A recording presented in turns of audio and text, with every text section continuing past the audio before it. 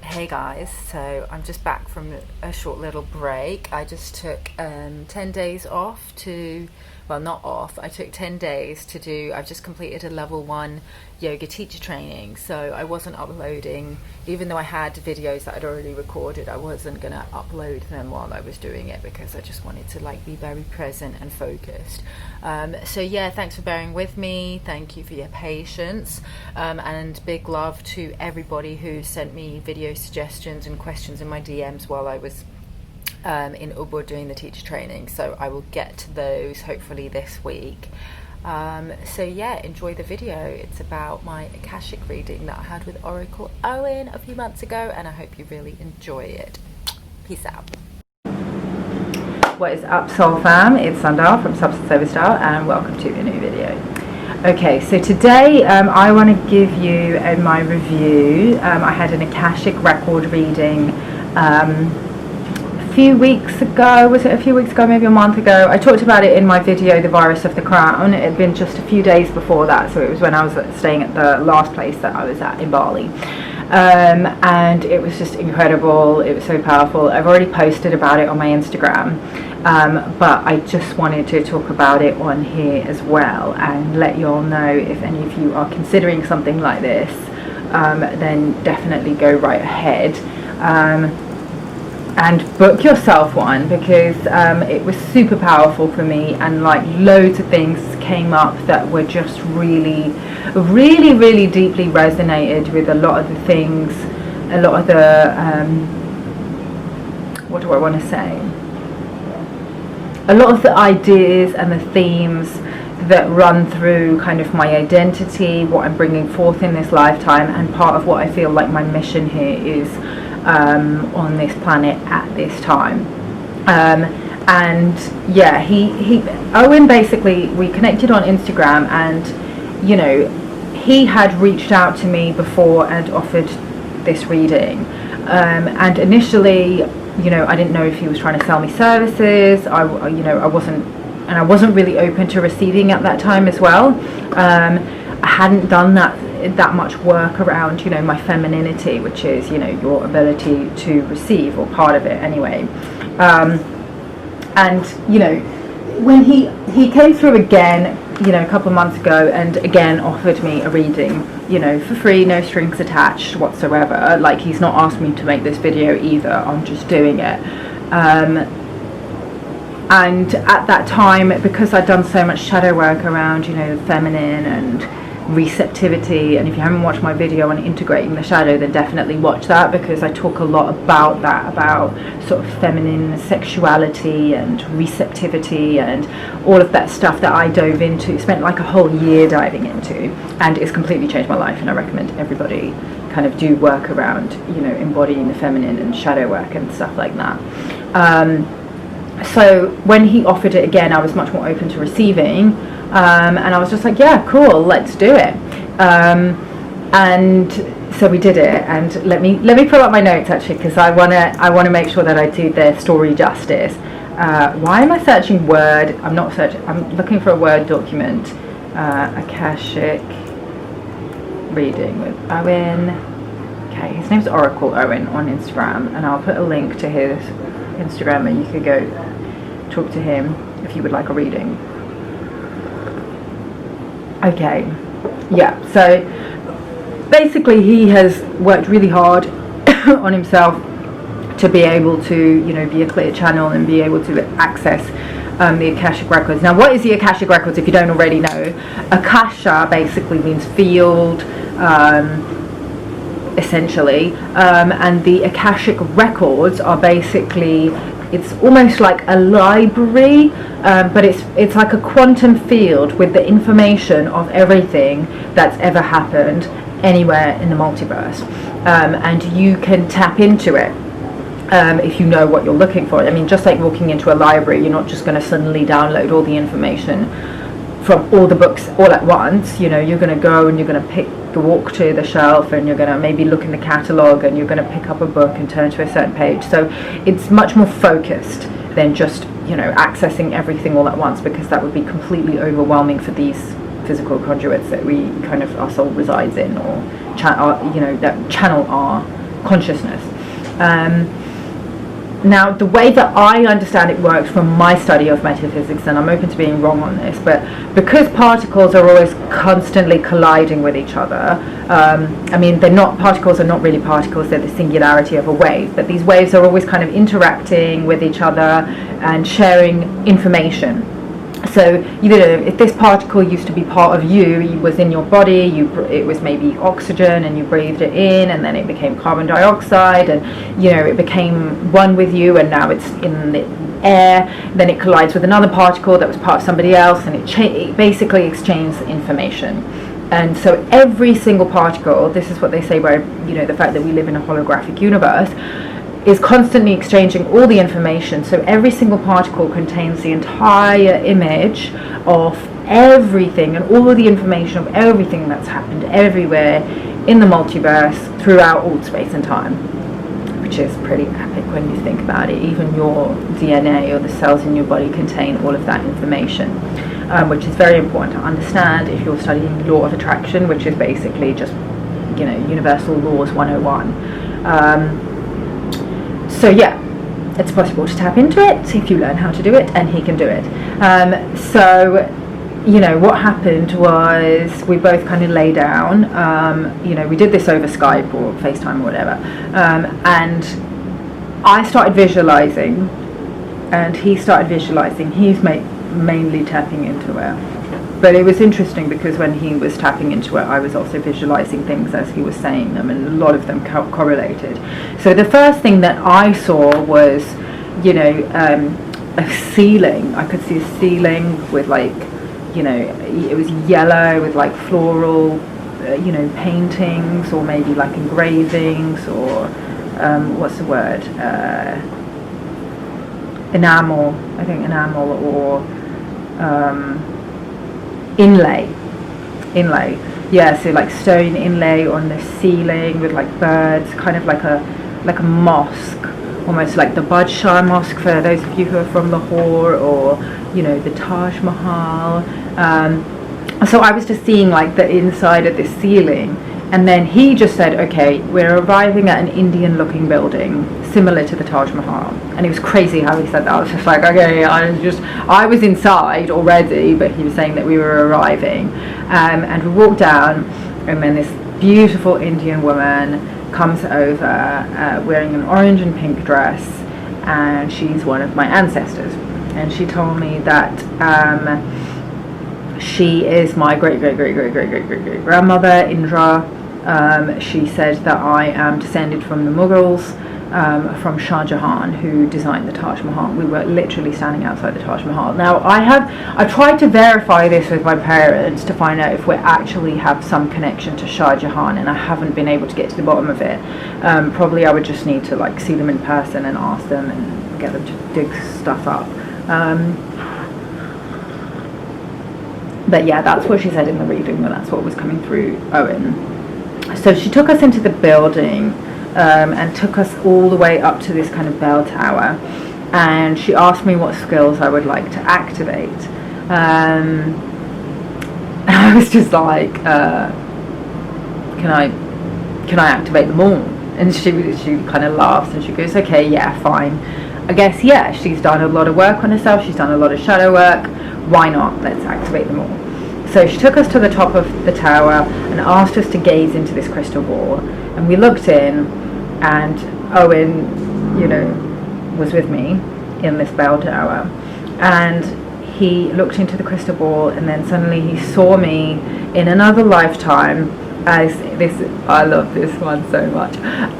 He saw me as a very, very esteemed, very deified guru / oracle in India, and I've got thousands and thousands of followers, and I had achieved complete enlightenment and self-realization in this lifetime. people would queue for hours just to touch my feet, and they would be filled with this joy and lightness just coming into my presence because I had such a high vibration.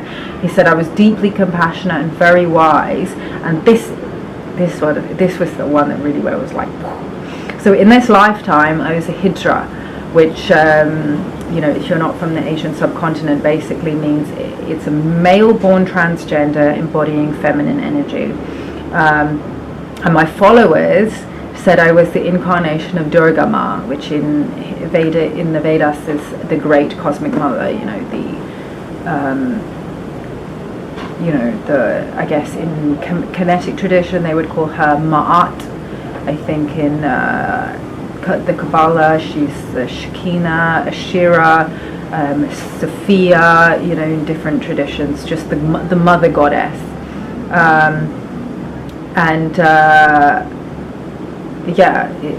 That was like super interesting for me because, over the last few years I took the name Ishtar. For those of you who've been following me for a while, I took the name Ishtar when I arrived in Bali because my birth name, Sandal, which means sandalwood, the way that it's spelt in the English alphabet translates to a very bad word in Bahasa Indonesia or Bahasa in Malay. It actually means whore, which is really interesting because I took the name Ishtar not knowing anything about this particular goddess. I just knew it was a goddess name, but she is actually the goddess, the protector of prostitutes. She was basically in her temples, which is basically like the Egyptian temples of Isis. Isis is a very similar figure to Ishtar. Ishtar is more from like Mesopotamia and Babylon. In her kind of ancient mystery school temples, they would have the high priestesses who would basically they would heal the men, like the kings and the pharaohs. When they would come back from war, they would be very traumatized and coming from these very masculine type environments which were very violent, so they would go to these temples to be healed by these women through feminine energy, and not just sex. Like, sex is just a very massive oversimplification of what these high priestesses would do, and we don't even really, like, a lot of the ancient texts have been destroyed, what these high priestesses were capable of, and it's being channeled now, or maybe some of the texts still exist. I'm only starting to dive into them now, kind of fragmented, but yeah. So anyway, it was just it was very resonant when he said this, because Ishtar, basically the high priestesses would do Hieros Gamos rituals to the goddess, and Hieros Gamos, it basically means sacred marriage. It's the union of masculine and feminine within the self. So you can do it through sexual practices. You can also do it on your own by balancing your own masculine and feminine, which results in Kundalini awakening. Those of you who've been watching my videos know that this is a theme that kind of comes up throughout all my videos, and this is part of the work that I'm here to do. So it's just interesting that in this other lifetime I was transgender incarnation of the great cosmic mother. And he also mentioned that Ishtar was one of my oversouls that connects to this lifetime. I've talked about oversouls in other videos. And yeah, that also resonated with, again, those of you who've been following me for a while knew that a couple of years ago I was working with a druid called Niall, who I don't speak to anymore for various reasons, but he was mentoring me,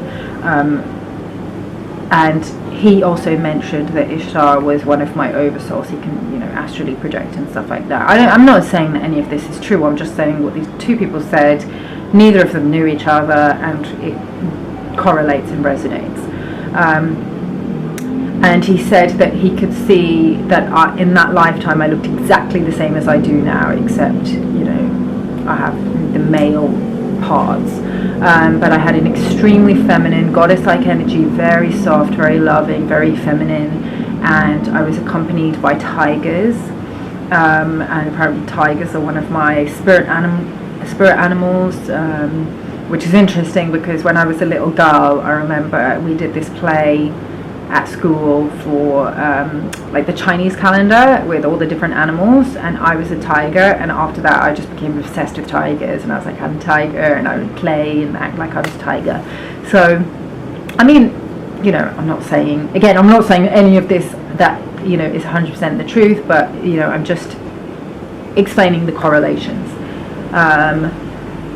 So I had managed to in this lifetime I'd managed to transmute and alchemize my pain into unconditional love, which is the journey of alchemy, which I've also talked about. So then he asked to be seen anything else. He asked to be shown anything else that I needed to see in this lifetime, and then this aspect of myself performed an energy healing on this physical self that I am in this lifetime. And he goes, yeah, I could just see her, you know, doing this energy healing. She's using an ancient energy healing technique, Tantra, but not the Tantra that not the Kama Sutra, you know, Neo Tantra that we kind of understand now in modern day times, but more of like a Qigong. And when she was doing this, performing this energy healing on me, I could physically feel my energy body. I was just lying on my bed.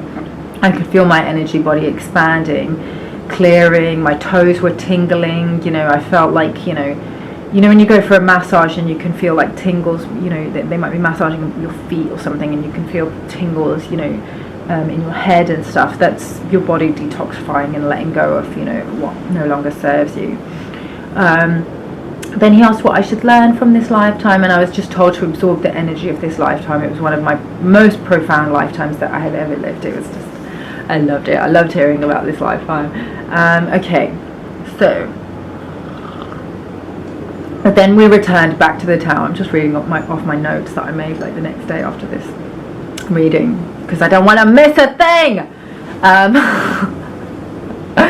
So we returned back to the tower and asked to see another lifetime, and she said to both of us, try not to get emotional, you two, because apparently this was the lifetime that me and Owen had shared together, which was what prompted. Apparently he said that I had contacted him in the astral when he's doing his own readings, and, you know, and another aspect of me in another lifetime had spoken to him and said, look, you need to contact this girl on Instagram because you guys have a lot of dharma together. So, you know, we shared this particular lifetime, which I'm going to tell you about now, but he told me afterwards that he had a lifetime as Shah Jahan, so apparently he's one of my ancestors. I mean, again, I don't know if it's true, who knows. We're all quantum, right, aren't we? But it's cool, you know, it's fun. It's a fun thing to do.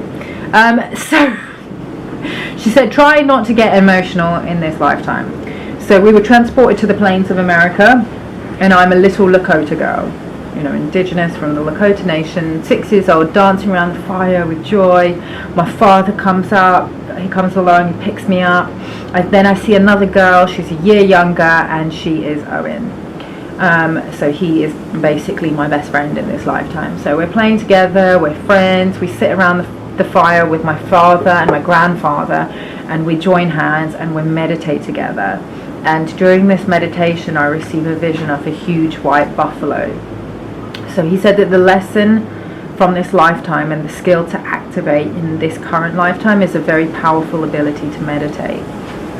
So those of you who've been watching my videos for a while know that I talk about, you know, meditation, visualization, and using it as a tool to heal. So yeah, I guess that makes sense. So we go into this vision, the vision that I'm receiving during my meditation, and I'm sitting on top of the white buffalo and stroking it. Owen, who's my best friend, is another little Lakota girl. He's standing nearby with a baby bear, and his grandmother and my father are also there. So my father looks at me, sees me on top of the white buffalo, and says, "It's her, it's her." So then we cut to a gathering with our clan, with our people, and my father announces to the group that his daughter has received the vision of the white buffalo. And some people are in awe, others are skeptical and shout, "It cannot be!"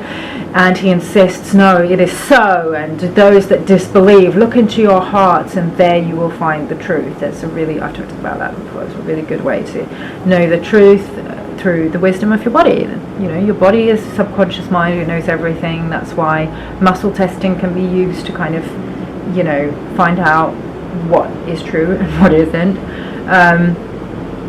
So yeah, those that don't know, the white buffalo is a very rare animal. That when a white buffalo is born in Native American tradition, it basically signifies, it's kind of like a warning or like a spiritual messenger that we're approaching times of great change. So apparently receiving the vision of the white buffalo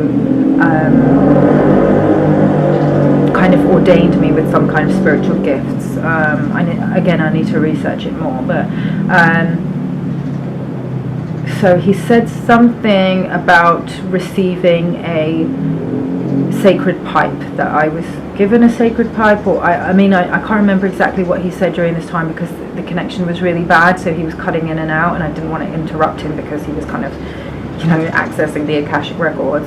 But I looked up the meaning of the sacred pipe, and it's basically used during sacred ceremonies, and it shows how all things are connected, everything is connected, and right action and right prayer will lead to the proper path in life being followed. Again, I'm not an expert on kind of Native American spirituality, so if I've made a mistake, then please by all means correct me in the comments.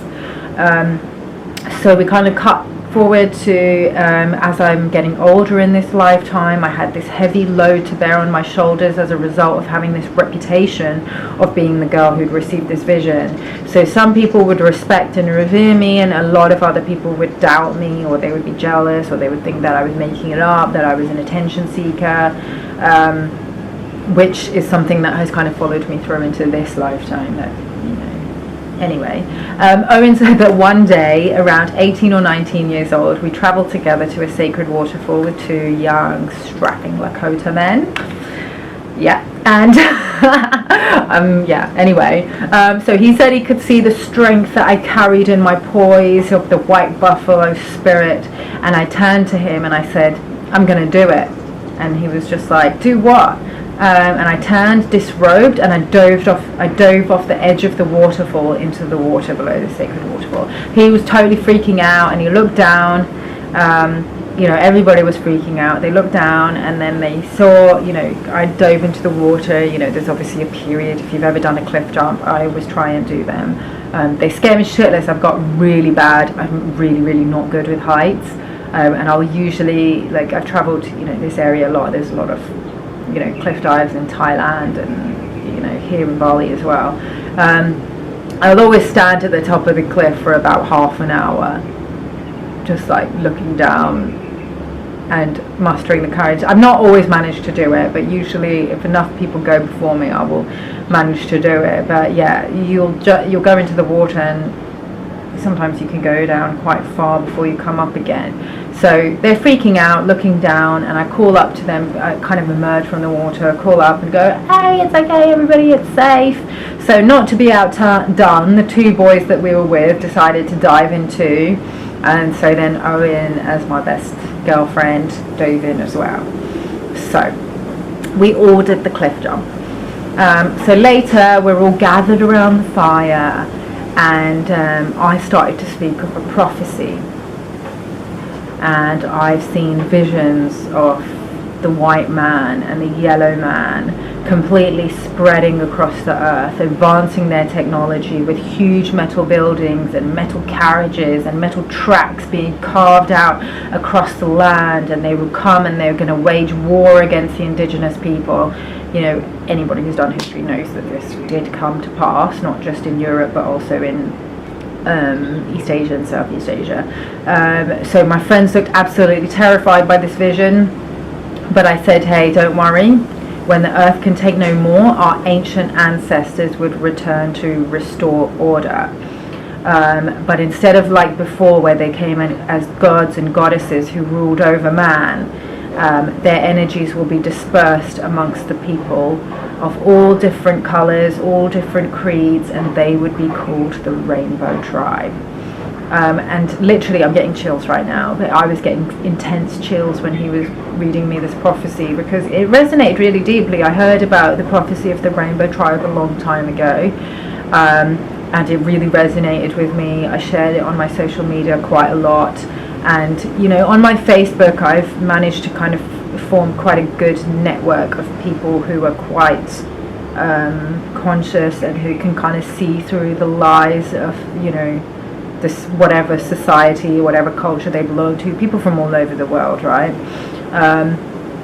And we keep sharing information amongst ourselves.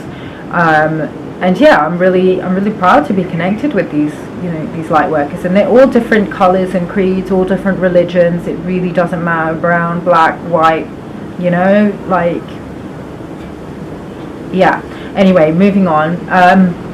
So cousin, and again, the gods and goddesses, so this kind of correlates with my research that I talked about in the Virus of the Crown about the 5G frequency that's coming, that would activate and bring back the ancient ones, the primordial gods and goddesses of old, of which Ishtar is one, but any of the gods and goddesses in the Kemetic tradition, in the Vedic tradition, supposedly their energies will be activated by this new frequency that the 5G is bringing. Now, I don't know if that's true. That's just something that I've been researching.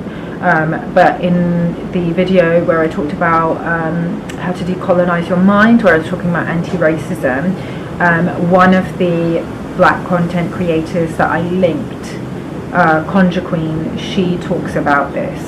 She talks a lot about the darkness, and how we've said that the darkness is something to be feared, and how it's evil, and that's just not true. It's basically, again, another insidious form of white supremacy that has kind of made people afraid of the dark and afraid of darkness. The dark matter comprises 96% of the universe. It's the universe's most primordial substance. It's liquid crystal melanin that we carry in our skin and our hair. So yeah, she was basically talking about how the people that follow her, she's like, you are these gods and goddesses, and you're coming back now, and that's what they're scared of. So yeah, I thought it was interesting. I've been following her a lot. I really like her content. I encourage all of you who want to know more about this to follow her. She's the expert on that. So yeah, back to the reading. So this rainbow tribe of people will come from all corners of the earth, all colors, all creeds, cousins, sisters, brothers, uncles, and they will be indistinguishable from the other people, and they will be the way showers who will build the new earth. And there would be peace across the land. And those that had been kind to Mother Earth and had treated her with respect would receive kindness and respect in return from the earth. And those that had defiled her and abused her would be defiled and abused by her as she rebalanced herself. And even if it takes 100 or 1,000 generations, there would be peace across the land. And he said that as I spoke, my eyes were alight with this fire and passion, and I spoke with a very clear throat chakra. Okay, so then we move forward in time, and we travelled together, me and him, although he's in the female body in this lifetime, from nation to nation, and everywhere we went, people would give us feathers, and I was recognised as the head clanswoman by this point. He said that he could see on my face a style of war paint where I had inverted the markings, so instead of meaning war, they meant peace. And wherever I would travel to, I would spread the message of peace and unconditional love and acceptance. And in a lot of the places that I went to, I would meet with resistance from some of the people who I came into contact with. And he said that this is something that's being echoed in this lifetime that I'm now in, where, a lot of New Age hippies will be skeptical of my message of having unconditional love for those who do wrong because they have not integrated their shadows.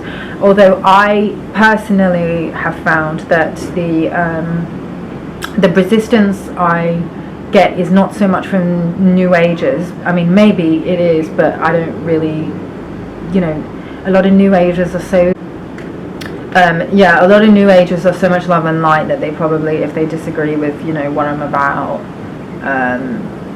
they probably wouldn't say it to my face. A lot of the resistance that I get from people tend to be people who are still plugged in to the matrix. I talked about NPCs in one of my previous videos. Yeah, they're just trying to feed the virus. They're just trying to feed their entities, whatever they're hosting, the inorganic matrix, with our energy, and we've got to learn to protect it. That's what being sovereign is all about. Okay, anyway, carrying on. By the time we returned to home, to our own tribe, around the age of 49 years old, many of our tribe had died, because by this point the settlers or the colonizers had arrived and wiped many people out. So there were lots and lots of battles that happened between the settlers from Europe, England, and the indigenous people. So my father basically came to me and told me to go, it's not safe here. And so Owen, who's my best friend in this lifetime, went to grab an axe, and I went to stop him and said, no, if we go in peace. So I suggested that we just take some food and supplies, no weapons, and we went, and we travelled far, and I missed some of what he said because the line again was cutting in and out, but I got the impression that some of the tribes that we went to take supplies to had been completely decimated. And we were just, he was just like, we never thought that this would happen. I heard him say, we continued to travel, across the plains of, this continent, and we were completely unharmed until the end of our lives, where in our old age, we sat by the fire under a blanket, and he reminded me that even if we had to wait 1,000 generations, one day there would be peace upon the planet. And with that, we both ascended from that lifetime. So, yeah. Oh, and one thing I forgot to mention when I was recording this video, because I also forgot to write it in my journal after the reading, was that he mentioned that we also travelled, one of the places that we travelled to together was Sedona, and apparently in this lifetime I opened up a portal in Sedona. And for those of you that don't know, Sedona is it's kind of like a mecca for healers and light workers, kind of similar to Bali. I mean, it's not a similar place to Bali, but in a similar way that Bali is a mecca for healers, also Sedona in Arizona is as well, because it has a very powerful healing energy. So he says that who I was in this lifetime were one of the people that were able to activate this energy and portal in this place. So yeah, back to the video. I mean, personally, I definitely resonate with the message of peace and unity consciousness, but I think if your people are being decimated, I'm all about self-defense, and that is permissible according to universal law principles. There's nothing immoral about standing up for yourself and having self-defense. Okay, anyway, we return back to the tower, and Indra asks me what is my intention, so my ancestor, and I said I would like to get some clarity on my purpose and my next step in this lifetime.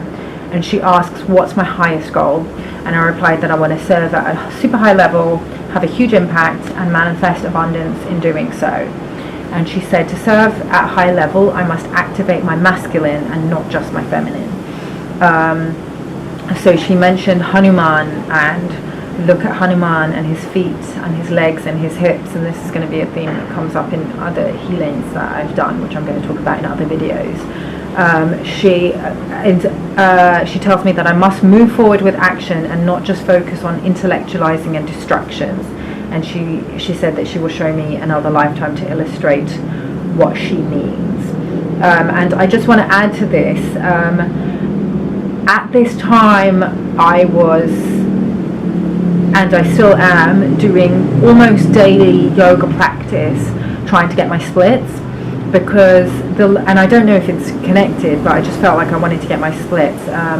The last few years I've been having a lot of restless leg syndrome, and I just did a theta healing session, and some of the themes that came up were around this issue that I'm having with my legs, and it's really disturbing my sleep. I have really bad sleep, and I've had really bad sleep for years, but not always because of the leg issue, but I'll be waking up at like 3 or 4 in the morning, and my legs will just be sore and aching, and you know, I'll be getting up in the middle of the night just to do like yoga, you know, just to like stretch my legs out, doing like frog pose or like yin yoga, doing forward bend. Sometimes I'll actually have to get out of bed and stand up on the floor at like 3 in the morning. I'm half asleep doing forward bend just to stretch out my hamstrings, or doing pigeon pose in bed to stretch out my glutes.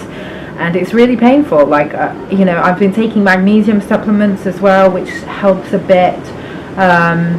But yeah, I'll talk about it in another video, because I did a theta healing with my cousin actually on it, and there were other things that came up around it. But she's going to show, Indra, my ancestor in the Akashic reading, is now going to show me another lifetime to illustrate what she means by moving forward with action. So the final lifetime is in a star system outside of Earth, and it is, he goes, where are we? The Pleiades. And now I don't think Owen knows about my connection with the Pleiades, but I've had quite a strong connection with the Pleiades ever since I came across Dolores Cannon's work. So yeah, and I've been trying to find out if I'm from there. But yeah, according to this reading, I am from the Pleiades, and I had a lifetime there, and I'm a woman who lives on a jungle moon planet.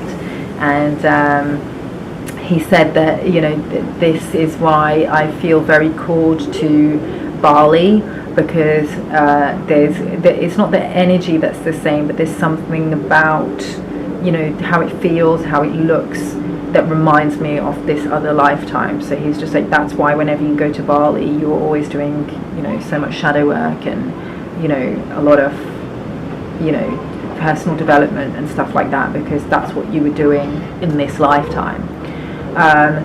So I'm wearing a black robe with a white lining, and a white robe with a black lining, kind of style that he hasn't seen before. I might ask him to draw it actually. I think there could be a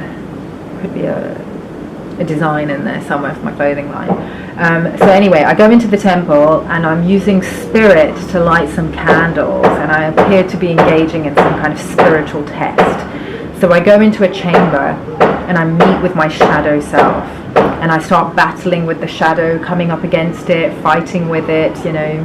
I think he was saying I was doing like martial arts with the shadow, and then I'm tired and I sit down to meditate, and he sees the shadow also sit down to meditate across from me, kind of like mocking me and making jokes and using negative thoughts and beliefs to distract me from my meditation. And, you know, for those of you who were following me while I was, you know, doing my shadow work in London last year, and I made quite a bit of content talking about all of that.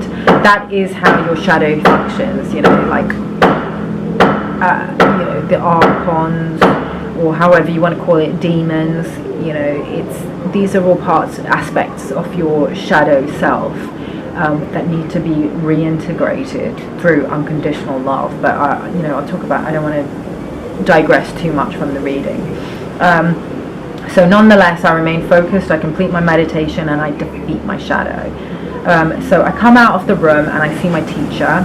He's an older guy with European features, with tan skin and a dark blonde beard, and he leads me down to a lake. He tells me that he's proud of me and what I just achieved, and he holds up a geode. I look at it and I say, that's what I achieved, a rock. And he throws the rock into the lake, and it ripples outwards until the ripples touch the sides of the lake.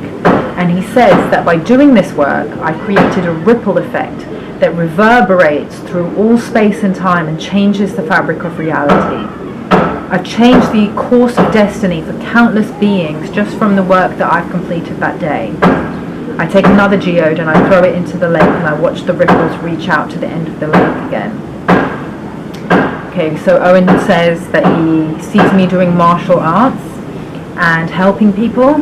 He sees me a lot serving younger people, both girls and boys, and helping them manage their emotions and very easily putting them on the right track in life. He says he sees me helping a young girl who has colours of black and red around her in her aura, and she's carrying a lot of anger. So I ask the girl to come sit next to me, and I ask her why she's angry. And she says she has a lot of reasons to be angry. I tell her that next time she is angry, to imagine a beautiful white flame is burning up the anger and transmuting it.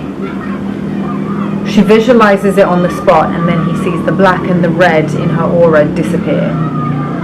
And then he's able to observe a timeline shift, how I completely changed the entire course of that young girl's life just from that simple conversation and the technique that I taught her. And that girl goes on to be a powerful healer working with herbs and plants. He then leads me into a cave made from white quartz, and it's a secret temple space. He says the energy of this quartz is incredibly recharging and rejuvenating. And Indra, my ancestor, tells me to lie down inside the temple and absorb the healing energy of the quartz. This is actually good for me to do this video because, I forget a lot from the reading, and it's good that I made these notes as well.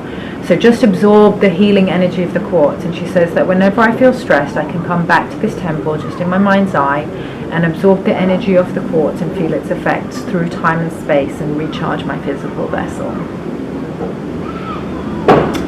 So yeah, that was about it.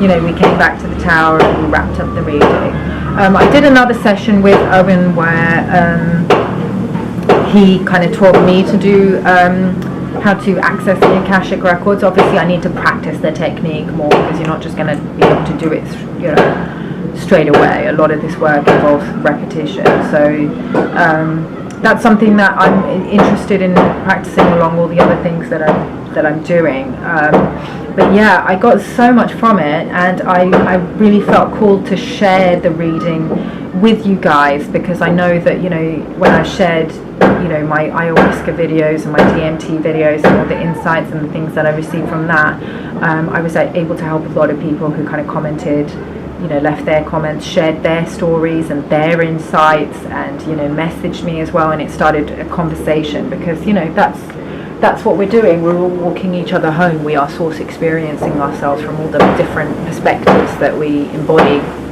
through our physical bodies. It's just a coming home to ourselves. So I hope that this helped some of you by sharing my experience. I'm hoping it helps me as well, just by solidifying some of the insights that I received from that reading. And I hope it helps Owen as well, because it was a really beautiful gift that he shared with me, to share his gifts with me. And I want to repay some of that energy exchange by telling y'all, if any of you feel called to book a reading with him, because he's very powerful and very talented.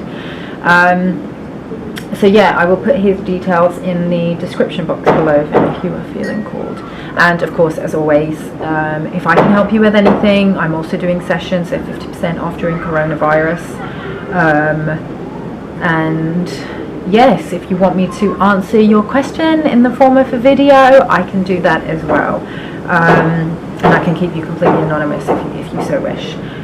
So yeah, thanks so much for watching, guys. I will love you and leave you, and I will see you in the next video. Peace out, fam. You're introduced to LSD, and unless you've taken some other drug, like for instance, marijuana or something, it's an altogether new thing, and you actually can have a religious experience, and